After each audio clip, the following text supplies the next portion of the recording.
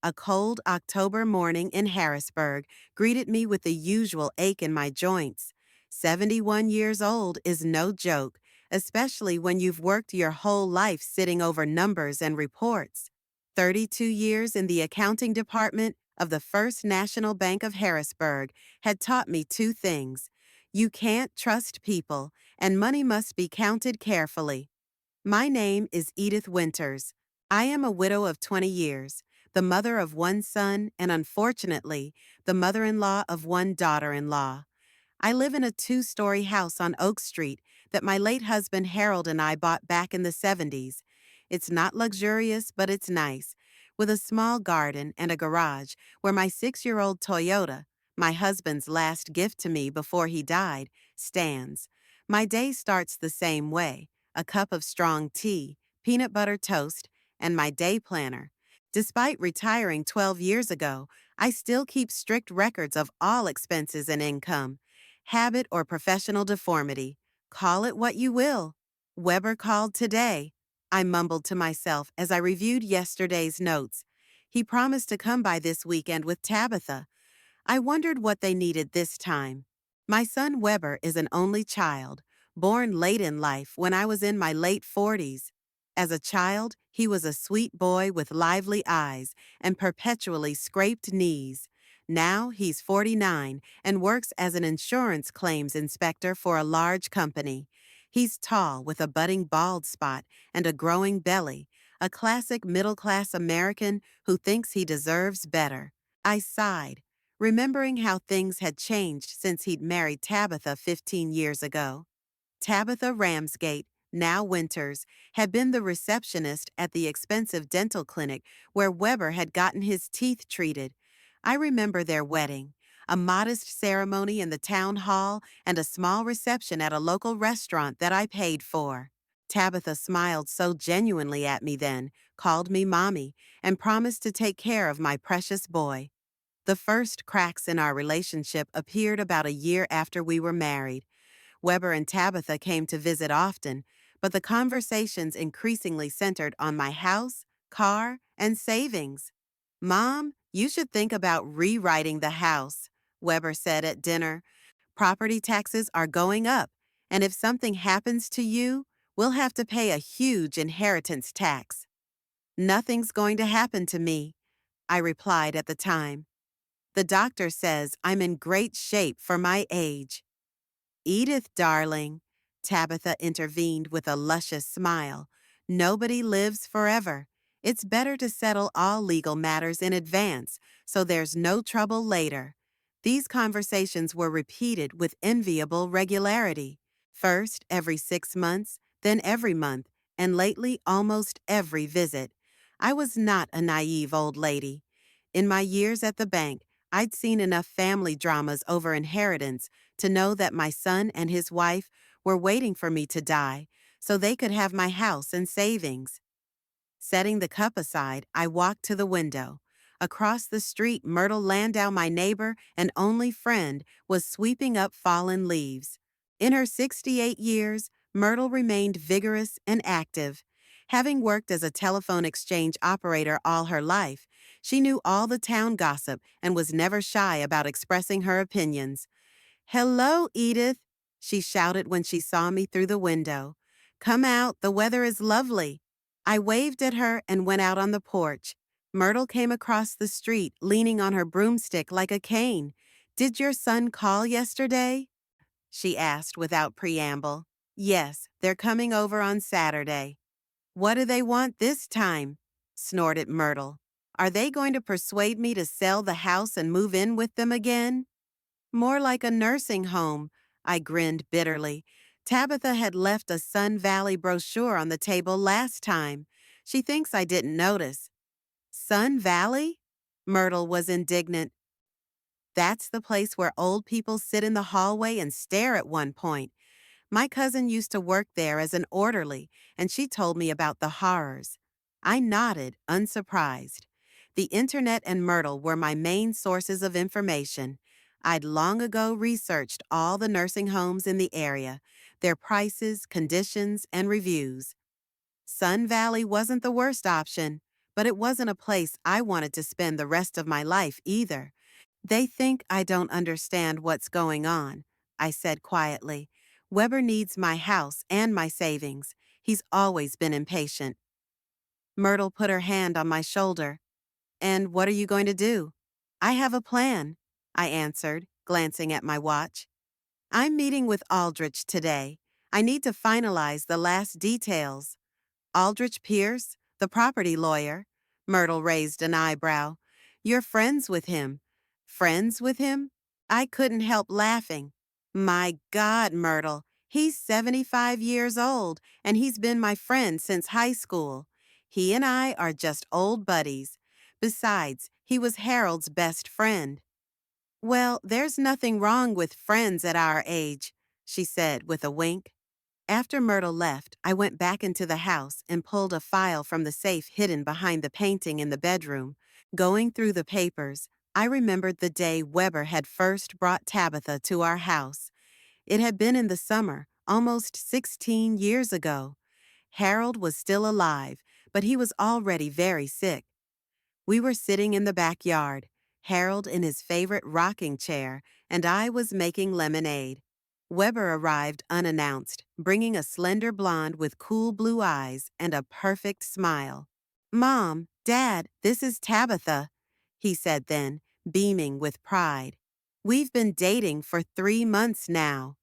Harold, always able to read people, shook her hand and told me later, when we were alone, Edith, that woman will bring our son nothing but trouble. She sees in him not a man, but a purse and status. My husband was right. After his death a year later, Tabitha quickly married Weber and began to change him. My good-natured son gradually turned into a calculating and distant man, calling less and less often, and then began to come only on holidays or when he and Tabitha needed something. The last really warm conversation I had with my son was about 8 years ago. Weber came alone, without Tabitha, a rare occasion. Mom, he said then, sitting in the kitchen sipping coffee, Tabitha and I are trying to have a baby, but the doctors say we might have a problem. I hugged him, feeling for a moment like that little boy who used to come running to me with shattered knees. It's gonna be okay, honey. You're still young. Tabitha is worried.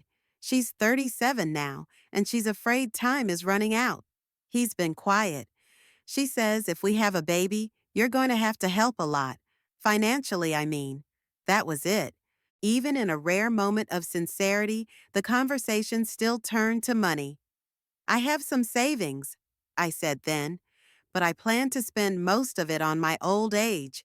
Medical bills in America, you know, can ruin anyone. Weber's face changed, hardening. But I'll keep the house and everything else, won't I? We're counting on it, especially if we have a child. Of course you're my only heir, I said evasively. They never had a child. I don't know if it was a medical reason or if they just changed their minds. But since then Tabitha had grown even colder toward me, and Weber called less and less often, and all I could hear in his voice was irritation and impatience. I sighed, closing the file folder. The ringing of the doorbell brought me out of my reverie. Aldrich Pierce stood on the doorstep, a tall gray-haired man with a neat beard and shrewd brown eyes. In spite of his age, he was straight and dressed in an immaculate tweed suit. Edith, darling, he kissed me on the cheek. You look beautiful. Flatterer, I smiled, letting him into the house. Come into the kitchen. I made your favorite tea.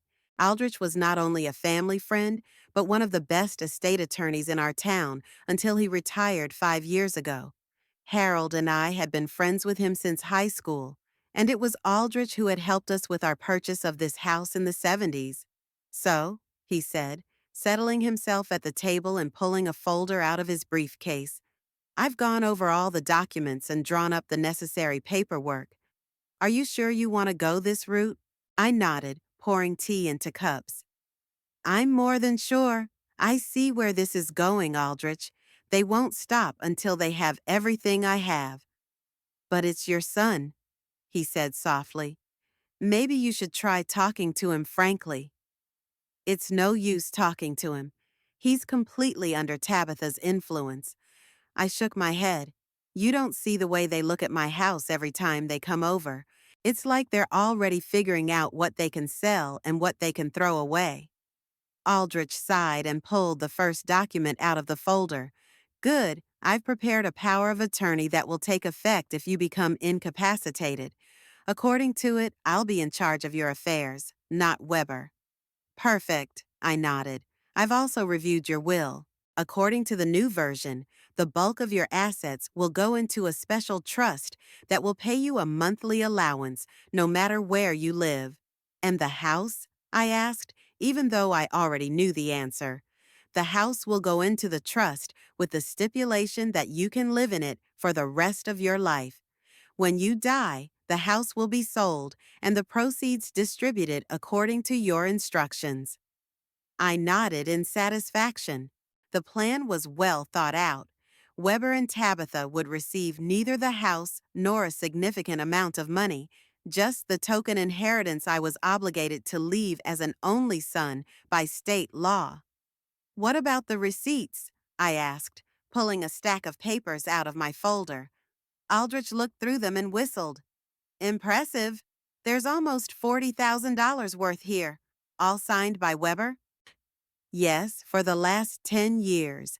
Every time he asked to borrow money, I made him sign a receipt.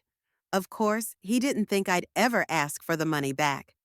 But he's legally obliged to return it when you ask for it, nodded Aldrich. Clever, Edith, very clever. We spent another 2 hours discussing the details of the plan. When all the documents were signed and notarized, Aldrich had thoughtfully brought a notary who was waiting in the car. I felt strangely relieved. For the first time in years, I was prepared for any turn of events. Thank you, I said as I walked Aldrich to the door. I don't know what I would have done without you. He took my hand and looked into my eyes. Edith, you were always the cleverest of us all. Even at school, you were the fastest at solving problems. He was quiet. It's a shame about Weber. Harold would have been disappointed. Harold saw it coming. I replied quietly. Remember how he always said Weber was too easily influenced? Aldrich nodded and suddenly asked, what if they tried to act more decisive? What if they tried to prove that you were incapacitated? I smiled, pulling a small tape recorder out of my pocket. I've been recording every conversation I've had with them for the last 2 years. I have proof that I'm sane, and they're only interested in my assets. Aldrich laughed and shook his head. You're incredible, Edith Winters. They don't know who they're messing with. After he left, I went back to the kitchen and sat looking at the phone for a long time. Weber was supposed to call today to confirm his weekend visit. I knew it wouldn't be a routine visit. Something told me they were preparing for drastic action. The phone rang at 7 p.m. sharp. I picked it up with the recorder on. Mom, it's Weber. Tabitha and I will be there Saturday afternoon. He hesitated. We're going to have an important conversation about your future. Of course, son, I said calmly. I want to talk to you about the future, too. Yours and mine. I hung up without waiting for an answer. I felt the storm coming, but for the first time in a long time, I was ready for it. Saturday brought not only the promised visit from my son and daughter-in-law, but also the first real chill of fall. I woke up early, despite a sleepless night. Thoughts of the upcoming meeting kept me awake. The hands of the clock showed 7 in the morning, when I was already standing in the kitchen, automatically preparing a casserole, Weber's favorite dish since childhood. You know they don't want your casserole, I muttered under my breath, cracking eggs into a bowl. They want your house. It's strange how quickly you get used to talking to yourself when you live alone. Sometimes I think my voice is the only thing that breaks the oppressive silence of these rooms. The rooms they want to evict me from.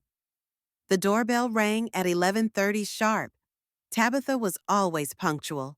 I wiped my hands on my apron and went to answer the door, trying to keep a calm expression on my face. Mom! Weber leaned over to kiss me on the cheek. He smelled of expensive cologne and something else. Anticipation? You look wonderful. Hello, Edith. Tabitha handed me a bouquet of flowers and a bag of fruit. We decided to make you happy with fresh oranges. Vitamin C is especially important at your age, at my age.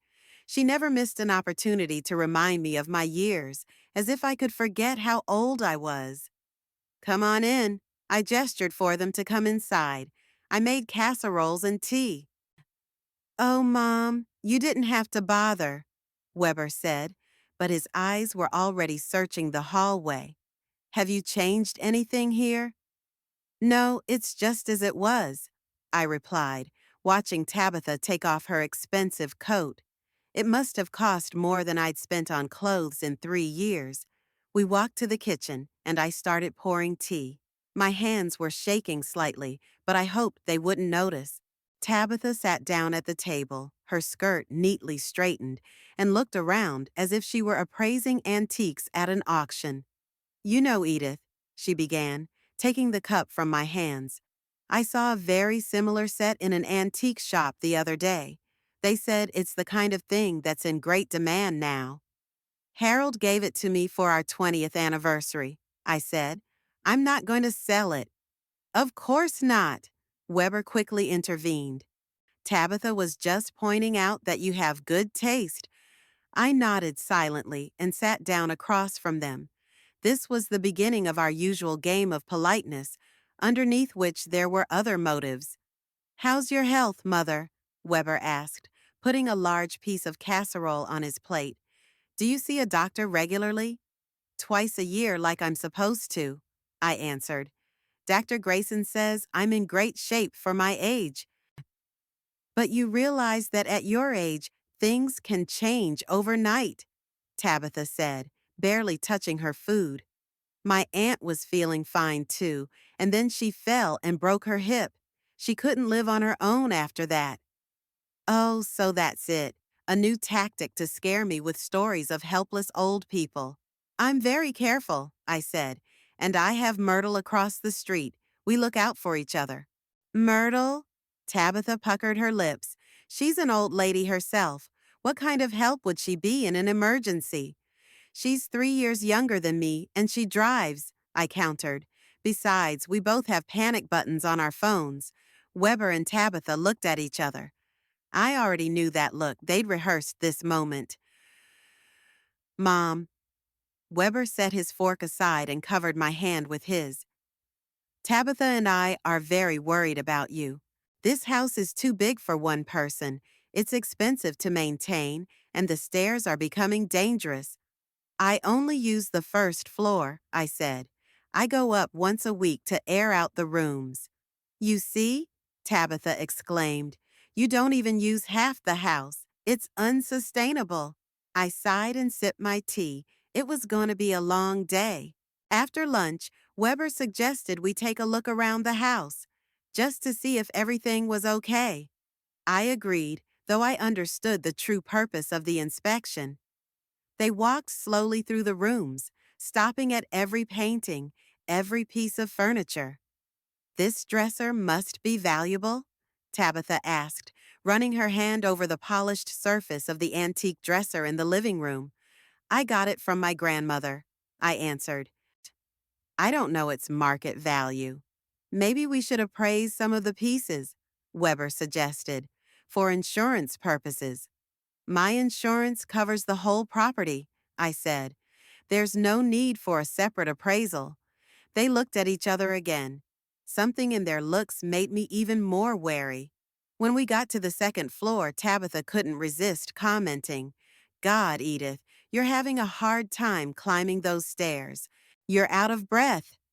I was a little out of breath, but no more than Weber and his extra 20 pounds.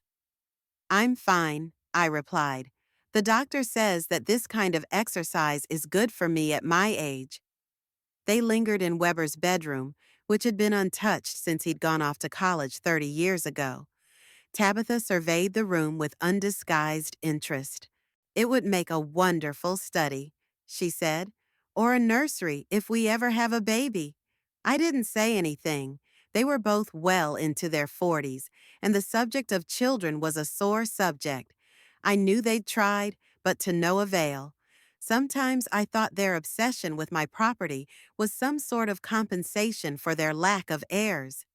In my bedroom, Weber stopped in front of the painting that hid the safe. My heart skipped a beat, but I kept a nonchalant expression on my face. "Has this painting always hung here?" he asked casually. "Yes, for about 20 years," I answered. "Your father bought it at a local art show." He nodded and turned away, but I saw his gaze linger for a moment on the wall next to the painting, where there was a faint trace of a safe. Could he really be guessing? Back downstairs, we sat down in the living room. Tabitha took a clipboard out of her purse and placed it on the table. "Edith, we want to show you something," she said with that same luscious smile I hated so much. "We've found a wonderful place where you'll be comfortable and safe." She turned on her tablet and showed me pictures of Sun Valley, the very nursing home Myrtle had mentioned.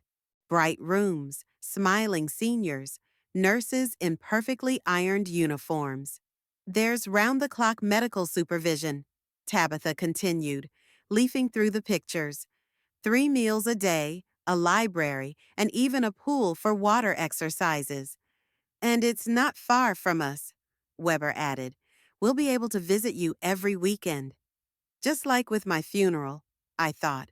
Once a week, no more, to keep up appearances. "That's very nice of you," I said calmly, "but I don't plan to move out of my house." "Mom," Weber leaned forward, his voice insistent, "you have to think about the future. This house needs constant maintenance. The roof, the garden, the plumbing. It's only going to get more complicated." "I'm coping," I replied. "I have a gardener who comes once a month and I call in the handyman when needed." "And the money?" Tabitha asked bluntly. "Your pension can't cover all those expenses." "I have savings," I said briefly, "and I know how to save. But that money could be spent on taking good care of you," Weber argued. "And the house? The house could be sold, and you'd have enough for a few years in a good institution. That's it." They finally made the point they'd been leading up to all day. "Sell the house. Get rid of me. Get the inheritance in my lifetime." "I'm not selling the house," I said firmly. "And I'm not moving into a nursing home. This is my home, and I'm staying here for the rest of my life." Tabitha's face froze, and Weber sighed with feigned patience. "Mom, you can't live alone forever. What if you fall? What if you have a stroke or a heart attack? Who's gonna help you?" "I have a panic button," I repeated. "And I'm not alone. I have friends." "Friends are no substitute for professional care," Tabitha cut her off. "Edith, be reasonable. We want what's best for you." "The best for who? For me or for yourself?" I knew the answer, but I didn't say anything. The rest of the day passed in a tense atmosphere. They tried various ways to convince me that living alone was dangerous and impractical. I stood my ground, and by late afternoon, Tabitha could no longer hide her irritation. Before he left, Weber lingered in the hallway and took my hand again. "Mom, think about it, please," he said quietly. "We're worried about you." "I'll think about it," I lied, knowing I would never willingly agree to their plan. When they left, I locked the door and sank into the chair.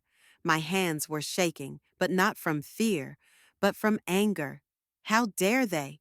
How dare my own son try to evict me from the house that his father and I had bought and maintained all my life? I picked up my cell phone and dialed Myrtle's number. "Had they left?" she asked instead of greeting me. "Yes, just now," I answered. "How'd it go?" "Exactly as I expected. They want to send me to Sun Valley and sell the house." "Those bastards," said Myrtle, who was usually reserved. "What did you tell them?" That I didn't agree, of course. "But they wouldn't back down, Myrtle. I could see it in their eyes. They were up to something. My 71st birthday was sunny and unexpectedly warm for late October. I woke up early, with the first rays of sunlight coming through the loose curtains. Age takes its toll as you sleep less and get up earlier. I liked it, though. The morning hours, when the whole world was still slumbering, gave me a special sense of peace and solitude. I didn't have anything special planned for the day. Myrtle promised to stop by with homemade pie. Aldrich would probably call. Weber and Tabitha, well, they're not likely to remember. In recent years, congratulations from her son had come the next day at best, accompanied by lame apologies about the workload at work. Pouring myself a cup of tea, I stepped out onto the back porch. My small garden was slowly going to sleep before winter, but a few late roses were still blooming bravely against the south wall of the house. Harold always said those flowers were like me, stubborn and hardy. As I thought about it, I didn't immediately hear the phone ringing. When I realized it, I hurried into the house, almost spilling my tea. Hello? Happy birthday, Mom. Weber's voice sounded unusually cheerful and energetic. Thank you, son, I replied, not hiding my surprise. I didn't expect you to remember. How could I forget? He sounded a little hurt. Tabitha and I wanted to stop by today to congratulate you in person. We have a surprise for you. Something in his tone made me wary. He sounded too enthusiastic, like an actor in a cheap commercial. Surprise? I asked cautiously. Yes, and you'll love it, Weber assured me. We'll be there around 2. Don't plan anything for the afternoon, okay? I slowly put the phone down. Surprise.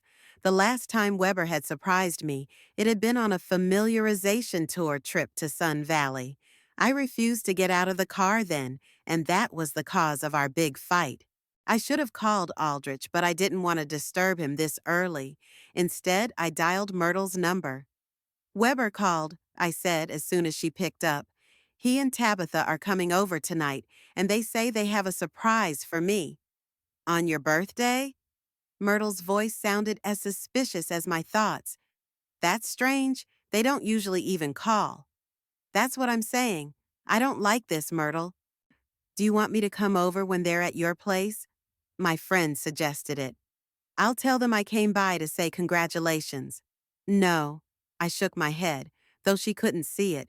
I'd rather handle it myself. But keep in touch, okay? After talking to Myrtle, I called Aldrich. He listened to me carefully and suggested I turn on the tape recorder when Weber arrived. Just in case, he said. I spent the rest of the time before my son arrived tidying up the house, not because I wanted to impress Tabitha, but just to keep my hands busy and calm my nerves. I dusted off the photos on the mantelpiece, including an old picture of Harold and me holding the newborn Weber. How long ago that was, and how much things had changed. At exactly 2 o'clock in the afternoon, I heard the sound of a car pulling up. Not just their car, but several cars. Looking out the window, I saw that in addition to Weber's black SUV, a minivan with the Sun Valley logo had pulled up in front of my house. My heart skipped a beat. So this was the surprise they had in store. With trembling hands, I pulled the small tape recorder I'd always carried with me lately out of my robe pocket and turned on the recording. Then I headed for the door, feeling the anger building up inside, pushing out the initial fear. Weber didn't ring the bell, just opened the door with his key and walked in, smiling broadly.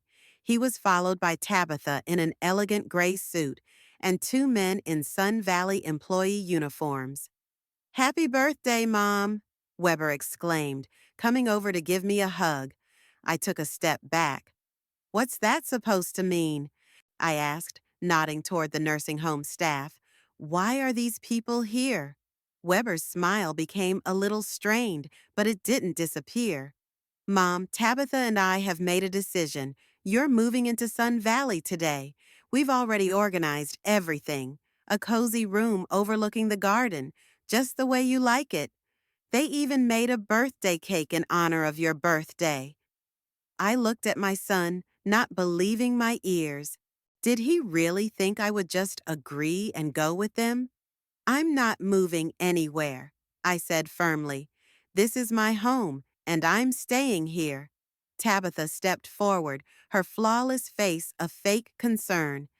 Edith, darling, we realize this is a difficult decision, but trust me, it's for your own good. Sun Valley will take much better care of you than you can take care of yourself. I take care of myself just fine, I replied, feeling the anger rising inside me. And I didn't consent to the move. You can't just come and take me away like something. Weber exchanged a quick glance with Tabitha, then turned to me again. Mom, listen, we've noticed lately that you've been finding it increasingly difficult to manage on your own. You've been forgetting things. Sometimes you're confused. That's a lie. I raised my voice. I'm perfectly sane, and you know it. Mrs. Winters, one of the Sun Valley employees, stepped forward. Your son is very concerned about you. In our facility, you will receive all the attention and care you need. I ignored him, looking directly at Weber. This has nothing to do with taking care of me, does it?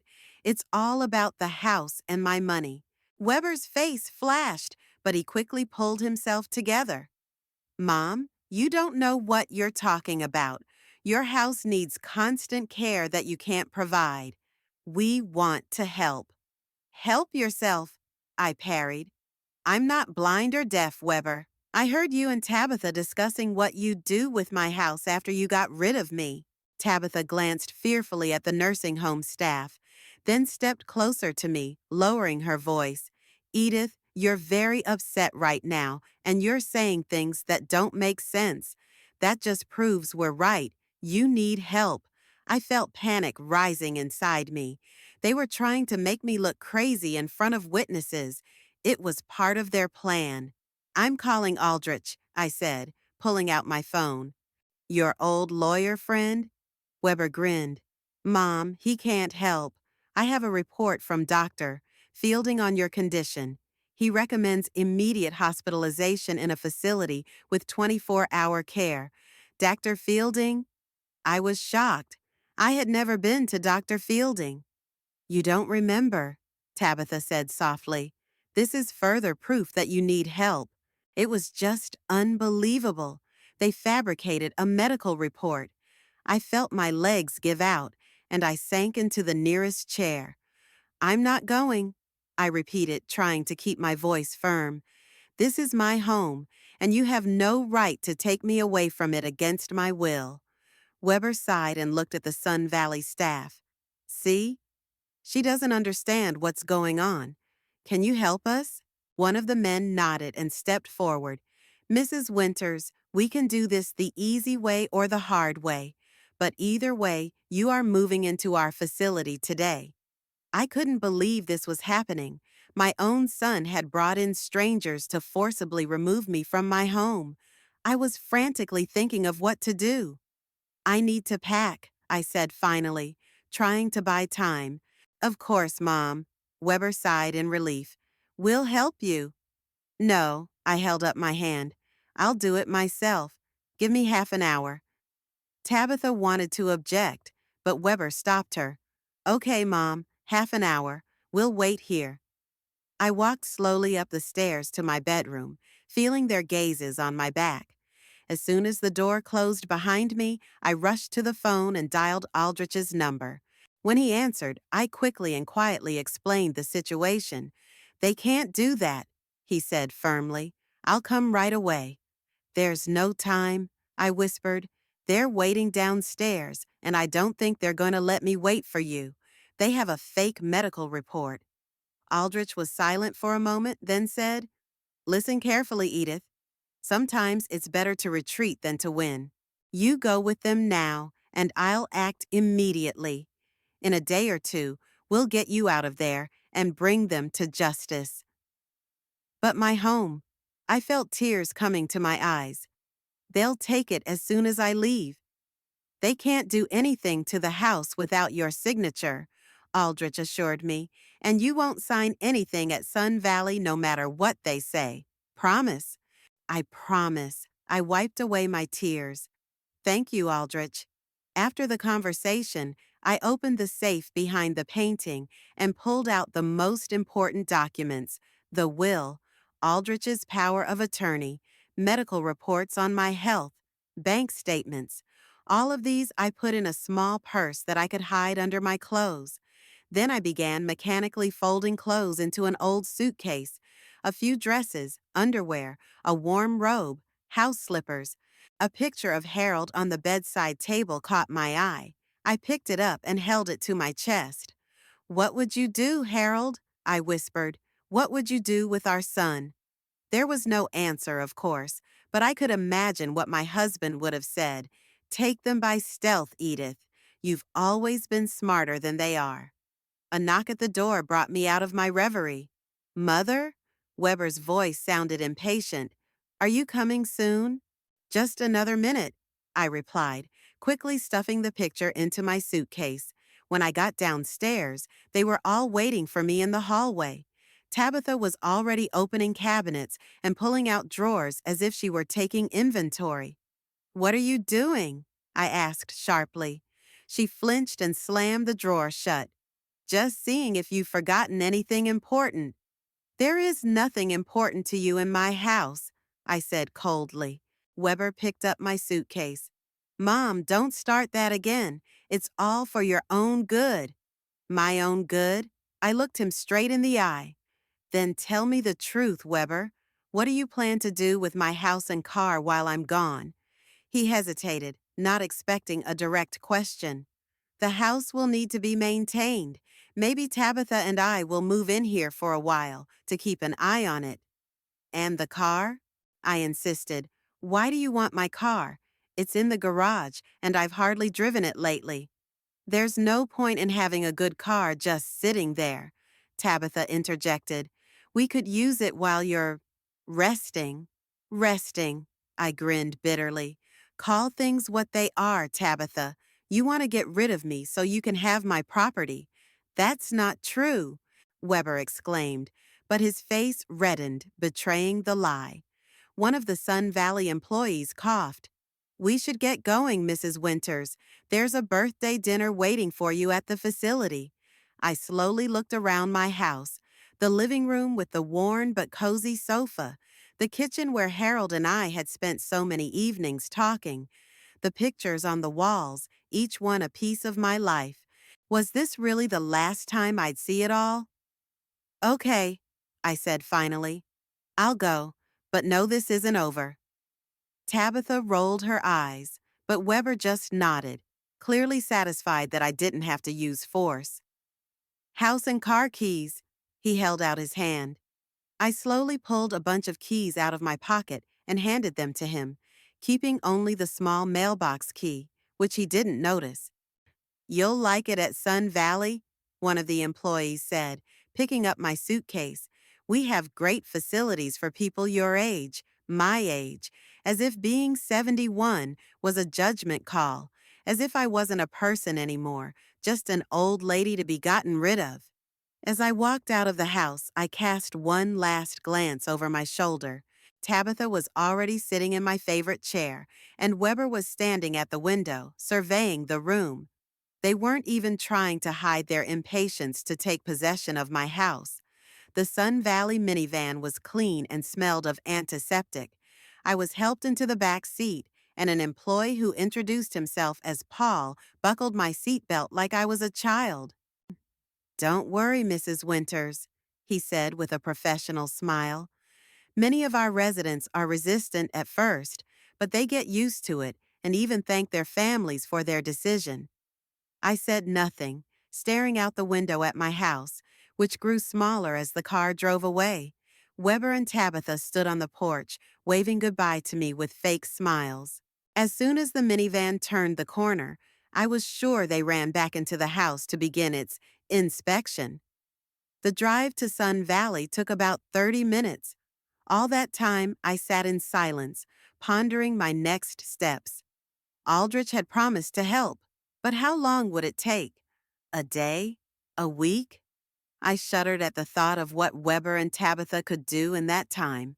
Sun Valley turned out to be exactly as I'd imagined, a large 3-story red brick building surrounded by a manicured but featureless garden. At the entrance hung a sign that read, "Welcome to your new home." Home. How ironic. This sterile, drug-smelling, sanitized complex would never be my home. We were greeted in the lobby by a middle-aged woman in a strict suit with a director name tag on her chest. "Mrs. Winters," she exclaimed with a wide smile, "welcome to Sun Valley. We are so happy to have you join our large family." A big family. Another lie. I'd seen enough of this place's promotional brochures to know there was no family here, just customers and staff doing their jobs for money. "Your son has organized everything," the director continued, leading me down the hall. "You will have a beautiful room overlooking the garden, 3 meals a day, daily entertainment, and of course, qualified medical care."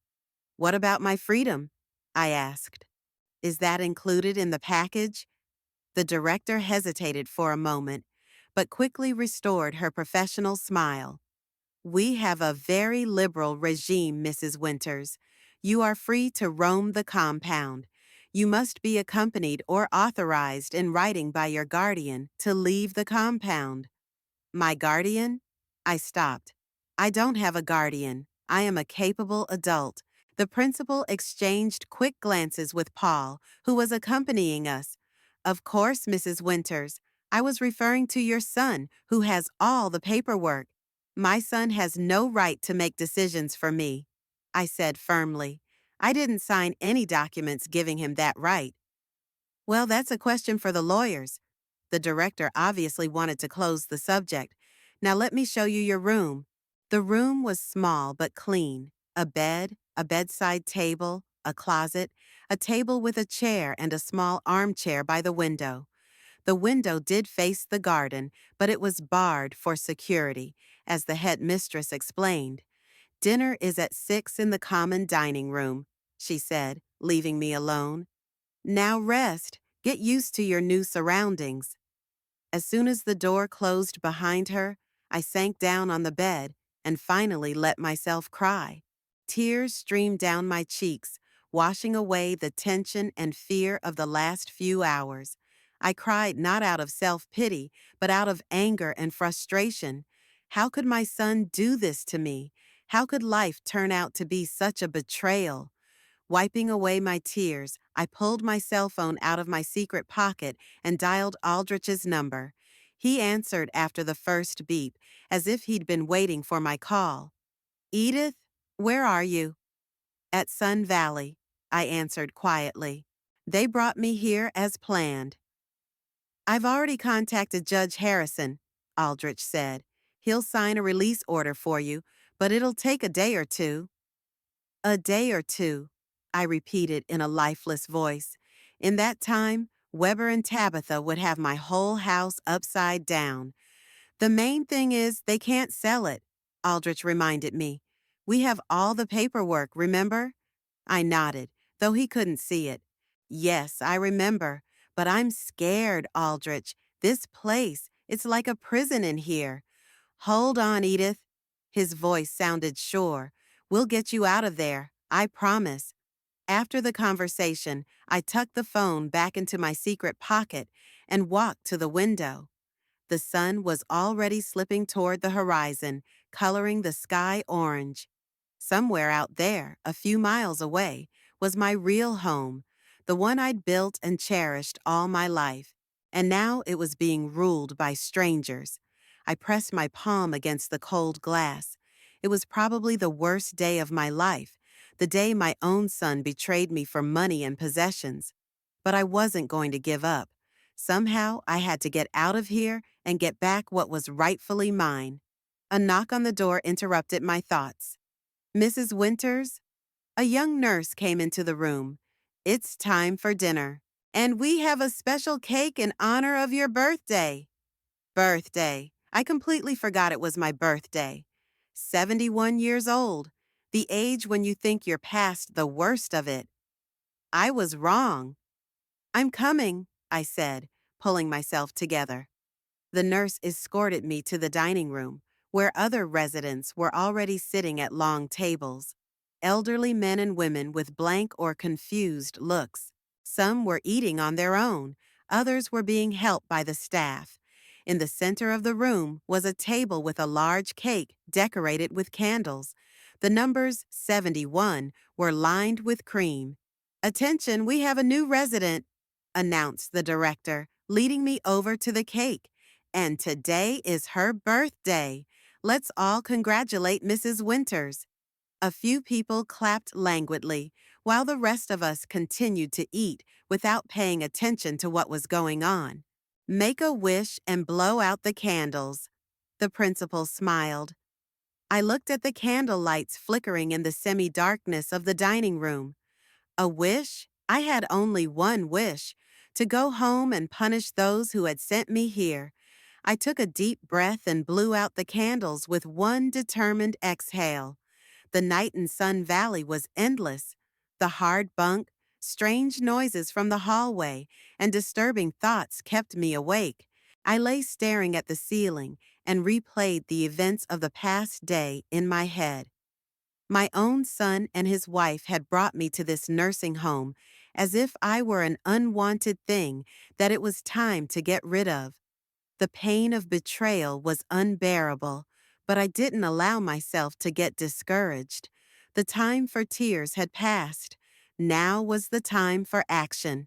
The first rays of dawn were barely touching the window pane when I quietly pulled my cell phone out of my secret pocket and dialed Aldrich's number. He answered almost immediately, as if he'd been up all night. "Edith, how are you?" His voice sounded concerned. "Alive," I answered in a whisper, so as not to attract the attention of the staff. "What about the papers?" "I'm meeting with Judge Harrison at 10 o'clock in the morning," Aldrich said. "He'll sign an order for your immediate release. I'll be at Sun Valley by noon." "They may not comply," I warned.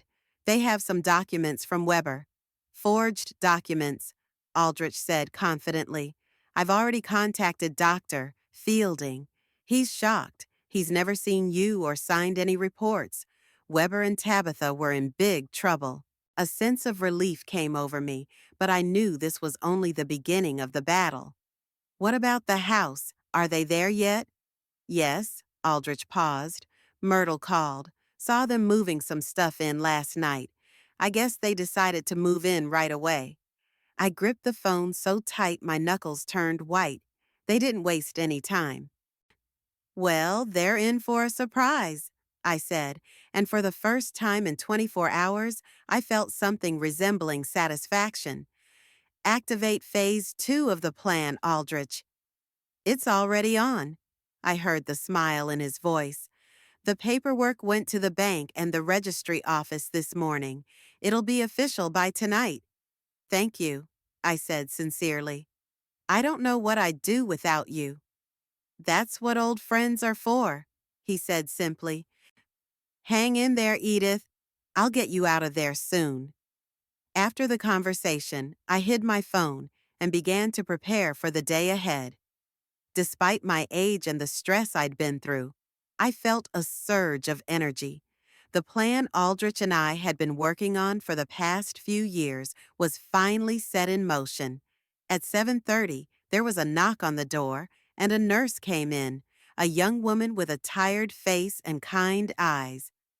"Good morning, Mrs. Winters." She smiled, placing the breakfast tray on the bedside table. "How did you sleep in your new place?" "Disgusting," I answered honestly. The nurse's smile became a little strained.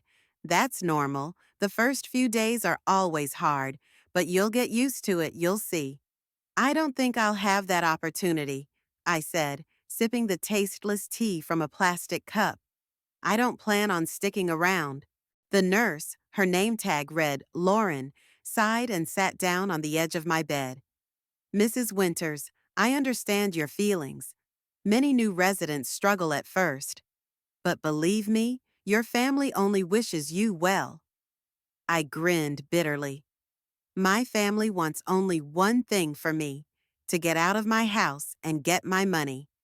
Lauren shifted uncomfortably from foot to foot, not knowing what to say. Finally, she mumbled something about group therapy at 10 o'clock and hurried out of the room. I forced myself to eat some tasteless oatmeal. I needed strength for the day ahead.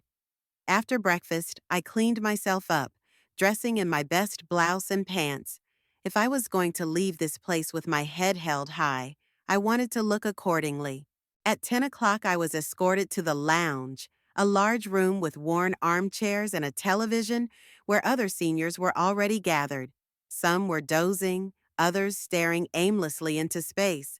A middle-aged woman who introduced herself as the group therapy coordinator was trying to engage everyone in conversation about the week's plans. I sat down in the far corner, closer to the exit, and waited. At 11:30, while therapy was still going on, the director of Sun Valley entered the room with a concerned look on her face. She glanced around the room and, noticing me, walked straight toward me.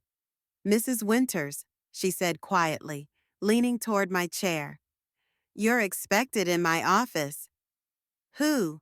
I asked, though I already knew the answer. "Your lawyer," she said the last word with obvious distaste. I rose slowly and followed her down the long hallway. My heart beat faster with anticipation. Aldrich hadn't let me down.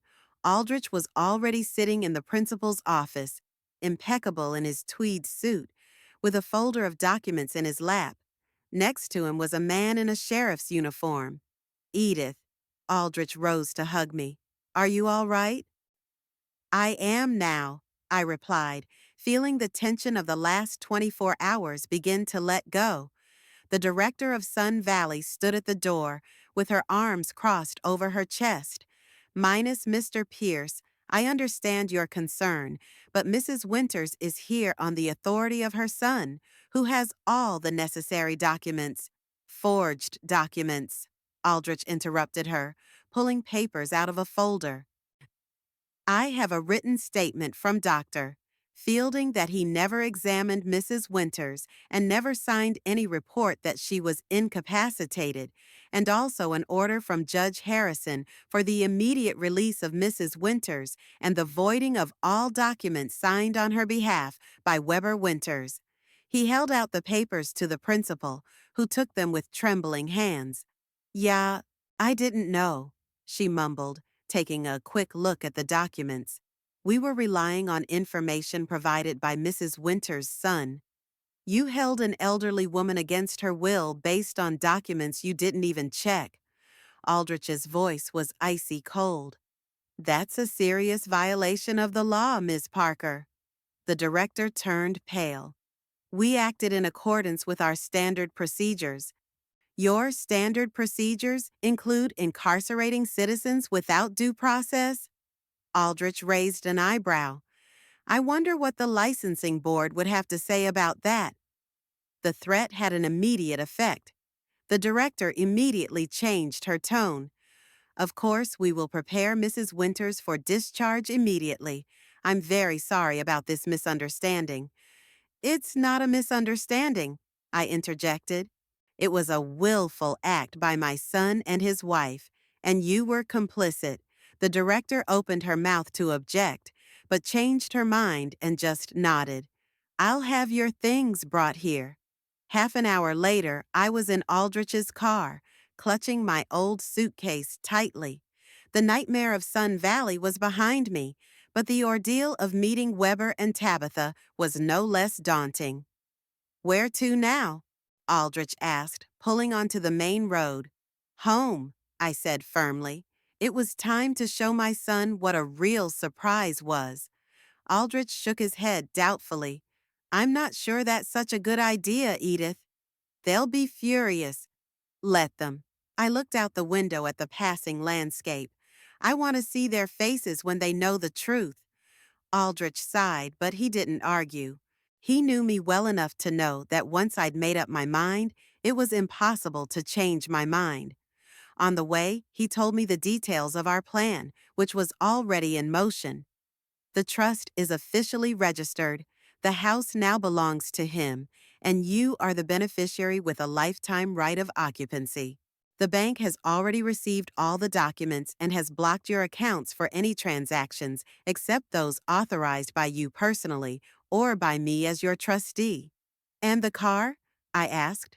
Sold it a week ago to Vintage Auto. The money has been transferred to a new account that Weber doesn't know about. I nodded, feeling my lips spread into a smile. Years of planning had finally borne fruit. Is the apartment ready? Completely, Aldrich confirmed. Furnished, utilities hooked up. You can move in today. It was another part of our plan, a small but cozy apartment in a new building across town, bought in my name through a shell company Weber didn't know about. A place where I could live in peace if the situation with the house became unbearable. It had been a week since I'd moved into my new apartment. The quiet neighborhood, the modern house with an elevator, and the convenient layout all made my life much more comfortable than in the old two-story house on Oak Street. I gradually got used to the new place, arranging my things and photos in a thoughtful order.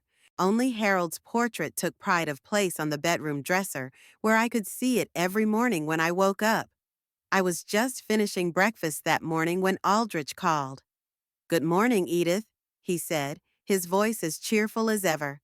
"How did you sleep in your new place?" "Better than I expected," I replied, sipping my tea.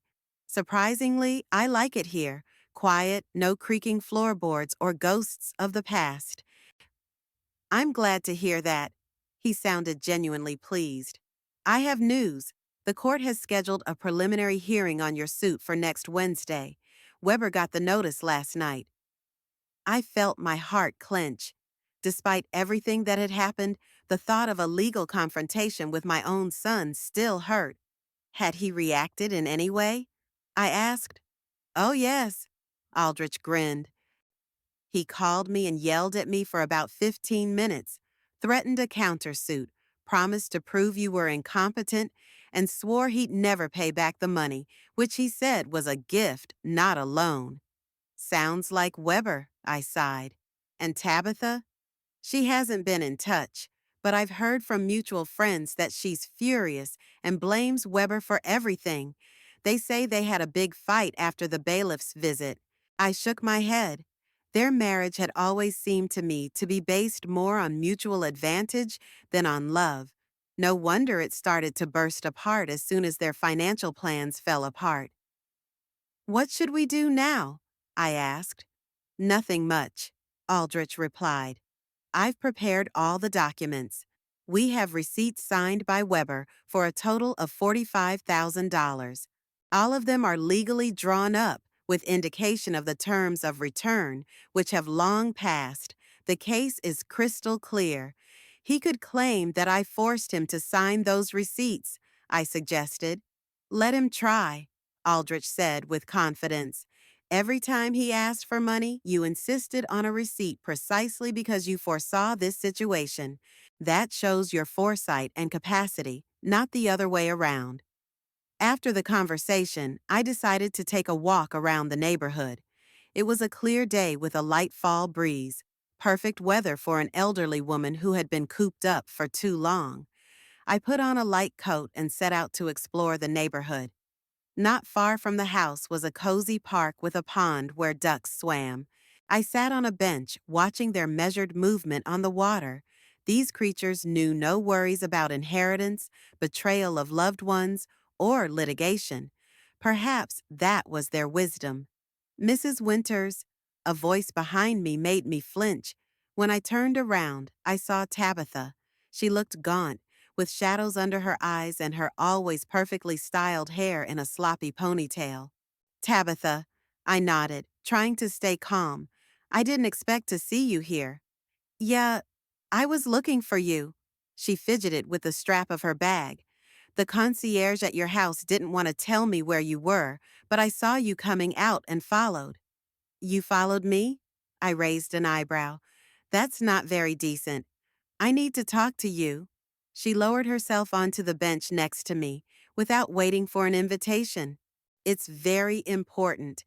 I waited silently for her to continue. Tabitha always liked dramatic pauses. This lawsuit, she finally began, are you really asking us for $45,000? Not you, but Weber, I clarified. He's the one who took the money from me and signed the receipts. But yes, I'm demanding repayment. With interest, it's up to $53,000. Tabitha turned pale. We don't have that kind of money. We spent all our savings on the renovation of our house, expecting. She stopped. She paused. Hoping to get my house and sell it? I finished for her. Yes, I'm aware of your plans. I've been around for years. You don't understand, she said with a pleading tone in her voice. Weber lost his job 3 months ago. He was afraid to tell you. We're barely making ends meet. If you make us pay this money, we'll lose the house. I looked closely at my sister-in-law. In the 15 years we'd known each other, she had never once shown me genuine warmth or concern. There was always only a fake smile and a calculating look, assessing what I could get from my old mother-in-law. Why should I believe you? I asked bluntly. You and Weber have been lying to me for years. You planned to send me to a nursing home against my will, using forged documents. You wanted to deprive me of the house that Harold and I bought long before you came into our family. Tabitha lowered her eyes. I know what we did was terrible, but we were desperate. The bank threatened to foreclose on our house if we didn't pay off the loan. Weber couldn't find a job after he was laid off, and she stammered. My receptionist's salary wasn't even enough to make the monthly payments. And instead of being honest with me about your problems and asking for help, you decided to get rid of me and take everything I have? I shook my head. That's not desperation, Tabitha. That's greed and meanness. I know, she sobbed suddenly. I know. It was my idea. I convinced Weber that you couldn't live alone much longer anyway, and that we were just hasten the inevitable. Her tears didn't move me.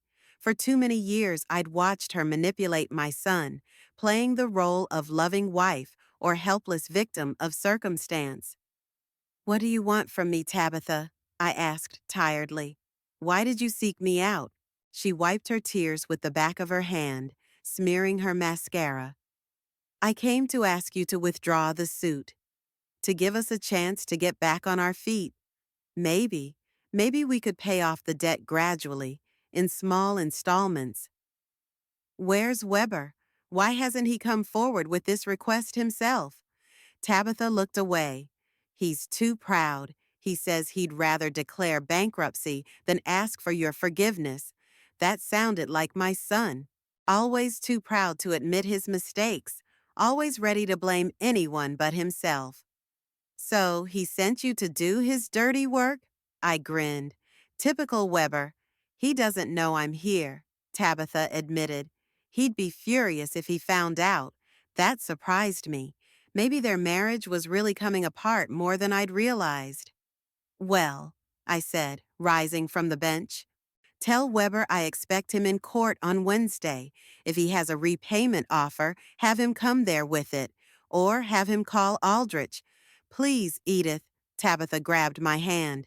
At least think about it. For Weber's sake, he is your son after all. I pulled my hand free. He stopped being my son the moment he decided to send me to a nursing home by fraud. Goodbye, Tabitha. I walked away without looking back, feeling her gaze on my back. Inside, I felt empty and cold.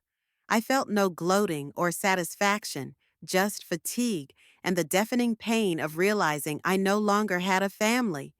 When I got home, I called Aldrich and told him about the meeting. Don't believe a word she says, he said firmly. It's just another manipulation. They're trying to get at your maternal feelings. I don't believe it, I replied. But what if Weber really did lose his job? It doesn't change anything. Aldrich's voice became softer. Edith, even if it's true, Remember what they did to you. They didn't come to you with an honest conversation about their problems. They tried to take away everything you had, including your freedom and your dignity. He was right, of course, but a mother's heart is a strange thing. Even after everything Weber had done, some part of me still worried about him. I'm not withdrawing the lawsuit, I said firmly, but perhaps we could offer them a payment plan if they acknowledge the debt. A reasonable compromise, Aldrich agreed. I'll have the appropriate documents ready for the hearing. The morning of the trial was overcast. Heavy clouds covered the sky, threatening to rain. Aldrich picked me up at 9 o'clock sharp, and we went to the courthouse in the center of town. Nervous? He asked as we walked up the wide steps. A little, I admitted. I'd never been to court before. It'll be all right, Aldrich assured me. It's just a preliminary hearing. The judge will review the documents and will probably suggest that the parties reach a settlement. If Weber refuses, the main hearing will be scheduled.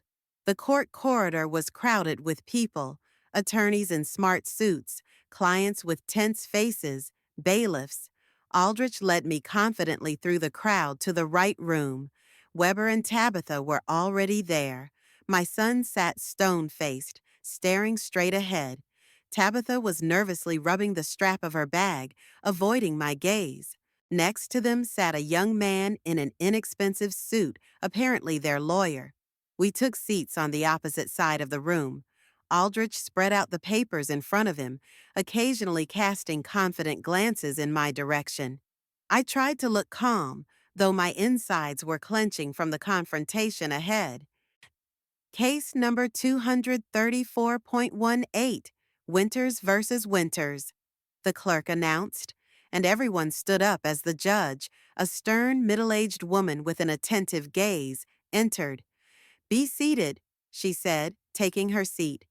Now, we have a suit to collect a debt of $45,000 plus interest. The plaintiff is Edith Winters, and the defendant is Weber Winters. Introduce yourself, please. Aldrich stood up. Aldrich Pierce, representing the plaintiff. James Foster, representing the defendant, said Weber's young attorney. The judge looked over the documents, then looked up. Mr. Pierce, state the nature of the lawsuit. Aldrich spoke clearly and confidently as he presented the proof of debt, 10 receipts signed by Weber over the past 10 years, with exact dates, amounts, and repayment terms. None of these sums have been repaid despite repeated reminders, he finished. We demand full repayment with accrued interest, totaling $53,480. The judge nodded and turned to Weber's lawyer. Mr. Foster, what is the defendant's position? The young lawyer nervously adjusted his tie. Your Honor, my client does not deny the fact of receiving money from his mother, but believes that they were gifts, not loans. The receipts were signed under pressure in a situation of emotional blackmail.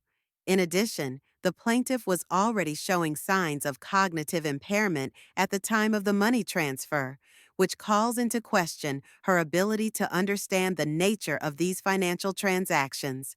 I could barely keep from snorting. Cognitive decline? That was a very weak argument, especially considering the recent scandal of the fake medical report. The judge seemed to think the same thing. Mr. Foster, do you have medical documentation that the plaintiff was incapacitated at the time of these agreements?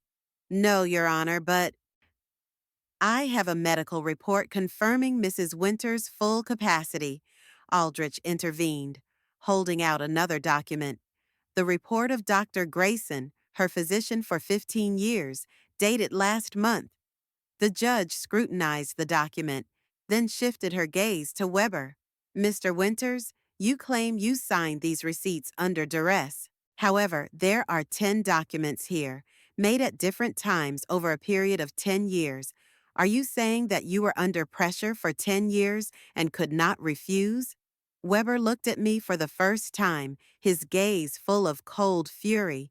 Your Honor, my mother was always manipulative. She would only give me money if I signed those papers. I didn't think she'd ever ask for it back. It was just a quirk of hers. A quirk? The judge raised an eyebrow. Minus Mr. Winters, these papers are legally drafted with exact return dates that are long past. That doesn't sound like a quirk. Weber's attorney intervened again. Your Honor, my client is in dire financial straits right now. He lost his job 3 months ago and does not have the ability to pay this amount of money. That's irrelevant to the merits of the claim, the judge observed. The question is whether the defendant recognizes the debt. There was a pause. Weber clenched his fists, his face turning red. Finally, he gritted his teeth. I admit I took money from her, but I can't give it back. I just don't have it. The judge nodded. In that case, I suggest the parties consider a settlement agreement with installment payments. Mr. Pierce, is your client ready for that option? Aldrich looked at me, and I nodded. Yes, Your Honor. We're ready to discuss a payment plan. Good. The judge made a note. I'll give you 30 minutes to negotiate terms. If you don't come to an agreement, I'll set the main hearing for next month. Aldrich and I went into the small conference room. We were soon joined by Weber, Tabitha, and their attorney. So, Aldrich began when everyone was seated, we're willing to consider a payment plan for up to 5 years with monthly installments. We don't have that kind of money, Weber snapped. I'm unemployed. Tabitha makes a pittance. That's not our problem, Aldrich said calmly. You took the money, you signed the receipts. Now you have to pay it back. You don't understand, Tabitha intervened. We could lose the house. We'd have to declare bankruptcy. I watched the scene in silence. Weber never once looked me in the eye, speaking only to Aldrich, as if I wasn't in the room.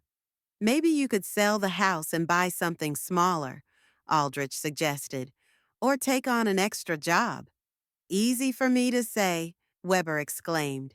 At my age, no one wants to hire an insurance inspector, and our house is already mortgaged to the bank.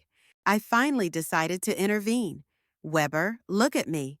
He looked up reluctantly. They were a mixture of anger, fear, and something else, shame. I'm offering you a choice, I said calmly. The first option, we'll make a 10-year payment schedule with the minimum monthly payments you can afford. Option 2, I take your house as collateral. You can't take our house. Weber was outraged. I can. I was adamant. The judge is clearly on my side. If we go to the main hearing, I'll win the case, get a writ of execution, and the bailiffs will seize your property, including the house. Weber's lawyer whispered something in his ear. My son turned even paler. It's blackmail, he said. No, it's business, I replied. You're fond of saying that money can't smell. Well, here's a lesson in fiscal responsibility. Tabitha sobbed into her handkerchief. Weber looked like he was about to have a stroke. Their lawyer was flailing his arms helplessly. All right, Weber finally hissed. Give me your payment schedule. But remember, it's over between us. You're not my mother anymore. Those words should have hurt me, but I felt only relief. It was like a heavy weight had been lifted from my shoulders. Whatever you say, I said calmly. You stopped being a son to me the moment you decided to send me to a nursing home against my will. An hour later, all the papers were signed. According to the settlement agreement, Weber and Tabitha were to pay me $500 monthly for 10 years. In case of delinquency of more than 30 days, I had the right to demand the entire amount immediately and go to the bailiffs. As we left the courthouse, it began to rain. Aldrich opened his umbrella, sheltering me. Are you all right? He asked anxiously. Yeah, I replied, watching Weber and Tabitha hurry to their car without looking back. It's weird, but I feel free. You are free, Aldrich smiled. Free from manipulation, from guilt, from toxic relationships. You can live for yourself now. Live for yourself. The thought was both frightening and exciting. At 71, I suddenly found myself on the threshold of a new life, free of the burden of the past and obligations to ungrateful relatives. Where to now? Aldrich asked as we got into the car. Home, I answered. To my new apartment. I want to put the kettle on and just sit in silence. At home, the first thing I did was to change into a comfortable robe and slippers. Then I made tea and settled down in a chair by the window, watching the rain drumming on the glass. I had an old photo album on my lap, the only thing from the past I'd decided to keep. I flipped through the pages, looking at pictures from different years. Here was Harold and me, young and happy, on the porch of the house we had just bought. Here's little Weber taking his first steps, holding on to my finger. Here he is walking to first grade with a huge bouquet and satchel. Here's his college graduation. Looking at these pictures, I felt no bitterness or regret, just a quiet acceptance that life doesn't always turn out the way we plan. Children grow up and become strangers. Loved ones betray, but it's not the end. I closed the album and walked to the window. The rain had stopped, and the sun was breaking through the thinning clouds. Somewhere out there, on the other side of town, Weber and Tabitha were walking back to their foreclosed house, discussing how they would pay off the debt. Maybe they were cursing me. Maybe Tabitha was blaming Weber for everything. Or maybe they finally realized they dug themselves into this hole. I didn't care. I did what I had to do, not out of revenge, but out of a sense of justice. They tried to take everything from me, my home, my money, my freedom, my dignity. They got nothing but a debt that would take 10 years to pay off. The doorbell rang. Myrtle stood on the doorstep with a bottle of wine and a box of chocolates. Aldrich called, said the trial went well. She smiled, figured it was worth celebrating. I let my friend in, feeling my lips stretch into a smile. You know, I said, pulling out my glasses, tonight, for the first time in a long time, I feel like the future could be good. Of course it will. Myrtle poured the wine. You've got a new apartment, money in your account, no responsibilities. You can do anything you want. Anything I want, I repeated, tasting the thought.